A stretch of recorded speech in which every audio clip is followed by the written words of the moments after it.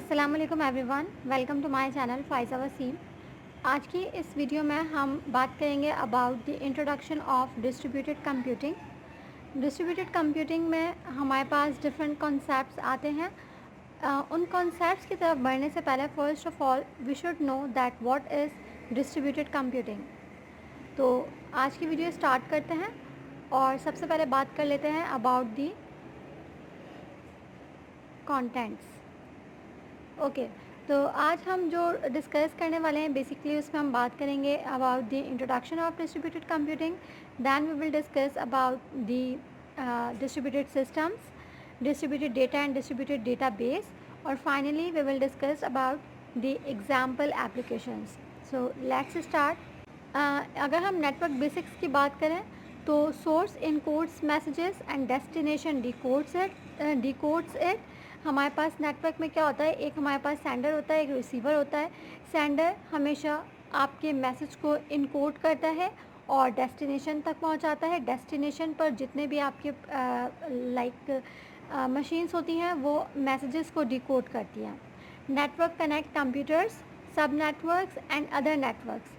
जितना भी जो भी आपका नेटवर्क होता है बेसिकली वो क्या कर रहा होता है, वो कंप्यूटर्स को कनेक्ट कर रहा होता है। डिफरेंट सब नेटवर्क्स वहाँ पर कनेक्ट हुए हुए होते हैं, या फिर नेटवर्क्स भी कनेक्ट हुए हुए होते हैं, राइट। कंप्यूटर नेटवर्क्स की बात करें तो उसके अंदर हमारे पास support asynchronous and distributed communication, enable new forms of collaboration, what if I can distribute my problems to other computers. ये सारी चीज़ें जो है वो नेटवर्किंग की बेसिक्स के अंदर आती हैं। हम बढ़ते हैं अपने टॉपिक की तरफ जो कि है डिस्ट्रीब्यूटेड कंप्यूटिंग के हवाले से।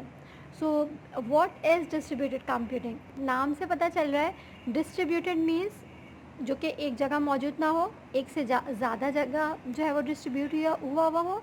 और कंप्यूटिंग बेसिकली जो वर्ड है हमारे पास यहाँ पर वो निकला है कंप्यूट से, और कंप्यूट के मीन्स हैं टू कैलकुलेट। आप किसी भी चीज़ को कैलकुलेट करेंगे तो आप ये कह सकते हैं कि हम यहाँ पर कंप्यूट कर रहे हैं, और कंप्यूट से हमारे पास कंप्यूटिंग का वर्ड निकला है। The word distributed means divided और डिस्पर्स्ड। डिस्ट्रीब्यूटेड का मतलब कि एक चीज़ डिफरेंट जगह पर डिवाइड हुई भी है या फिर डिस्पर्स्ड हुई भी है। वो जियोग्राफिकली भी हो सकती है या फिर फिज़िकली भी हो सकती है। The coordinated use of physically distributed computers is called as distributed computing. Distributed computing का साथ कॉन्सेप्ट ये है कि आपके पास जो आपके कंप्यूटर्स होते हैं वो डिफरेंट जियोग्राफिकल लोकेशंस के ऊपर डिस्ट्रीब्यूट हुए हुए होते हैं। आपका सारा काम एक पीसी के ऊपर नहीं हो रहा होता बल्कि डिफरेंट पीसीज के ऊपर हो रहा होता है, और वो जितने भी डिफरेंट पीसीज होते हैं वो बेसिकली नेटवर्क के साथ कनेक्ट हुए हुए होते हैं।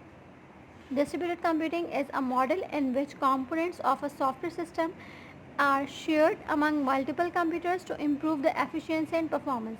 अब बात यहाँ पर यह आती है कि डिस्ट्रीब्यूटेड कंप्यूटिंग का कॉन्सेप्ट यूज़ क्यों किया जाता है। जो उसका मेन रीज़न है बेसिकली वो ये है कि आप अपनी एफिशिएंसी को इम्प्रूव कर सकें, आपके परफॉर्मेंस इम्प्रूव हो सके। क्यों?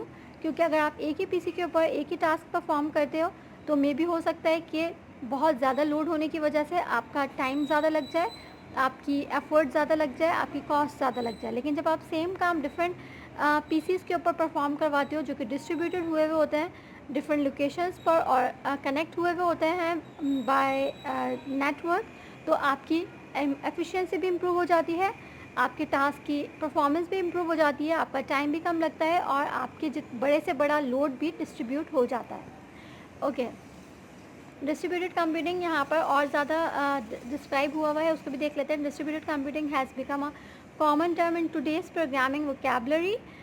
इट रिफर्स टू, आप इसको इस तरह से भी डिफाइन कर सकते हैं कि application design paradigm in which the programs, the data, the processed and the actual competitions are spread over network. ये वही बात आ गई कि आपकी जितनी भी कॉम्पिटिशन्स होती हैं, जितनी भी आपकी टास्क परफॉर्म हो रहे होते हैं वो नेटवर्क के ऊपर हो रहे होते हैं, ठीक है, डिफरेंट जोग्राफिकल लोकेशंस के ऊपर हो रहे होते हैं। This may be done because of two reasons. इन दो रीज़न्स की वजह से आप ये डिस्ट्रीब्यूटेड कंप्यूटिंग का कॉन्सेप्ट यूज़ कर सकते हैं। सबसे पहला रीज़न है to leverage the processing capability of multiple computers. आपकी प्रोसेसिंग पावर इंक्रीज हो जाती है due to the inherent nature of the application. For example an application comprise of smaller application spread over the network. आप दो reasons की वजह से कर सकते हैं, एक तो आपको अपनी परफॉर्मेंस को इंक्रीज़ करना है, एफिशिएंसी को इंक्रीज़ करना है, या फिर आप जो है वो आपकी जो एप्लीकेशन है जिसको आप प्रोसेस कर रहे हैं, वो उसका नेचर ही इस टाइप का है कि वो सिंगल पीसी के ऊपर परफॉर्म हो ही नहीं सकती। तो ये 2 डिफरेंट रीज़न्स हैं जिनकी वजह से आप डिस्ट्रीब्यूटेड कंप्यूटिंग का कॉन्सेप्ट जो है वो यूज़ करते हैं।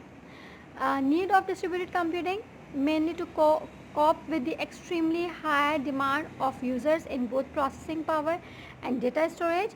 जब आपको बहुत ज़्यादा प्रोसेसिंग पावर चाहिए होती है, जब आपको बहुत ज़्यादा डेटा स्टोरेज चाहिए होती है, तब आप इसकी तरफ आते हैं। Moore's law, we all know, says that the performance of a processor doubles every 18 months। Moore's law ये कहता है कि जो आपके प्रोसेसर्स की जो प्रोसेसर का जो परफॉर्मेंस है वो हर 18 मंथ्स के अंदर डबल हो रही है।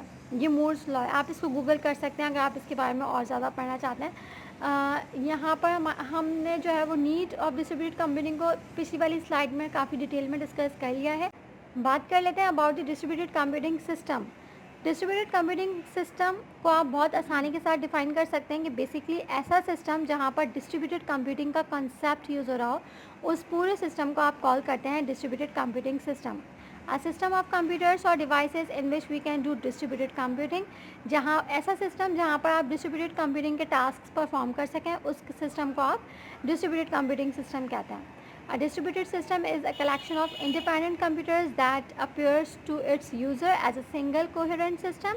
हर पीसी को डिफरेंट यूज़र यूज़ कर रहा होता है, उसको ऐसा फील होता है कि अगर मैंने कोई काम परफॉर्म किया है वो मेरे ही कंप्यूटर पे, मेरे ही पीसी पे परफॉर्म हुआ है, जबकि ऐसा नहीं होता।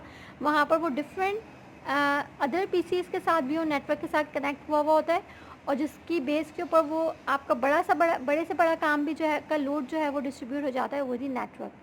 This system needs a complete infrastructure such as the network established in a LAN or WAN environment with interconnected servers and other workstations. Fine. This sort of structure helps to process the application on different places or machines. Distributed system, I hope समझ में आ गया होगा। अगर आपको distributed computing का concept समझ में आ गया है तो सिस्टम डिफाइन करना इतना मुश्किल नहीं है। ऐसा सिस्टम जहां पर डिस्ट्रीब्यूटेड कंप्यूटिंग के टास्क आप इजीली परफॉर्म कर सकें, ऐसे सिस्टम को आप डिस्ट्रीब्यूटेड कंप्यूटिंग सिस्टम कॉल करवाते हैं।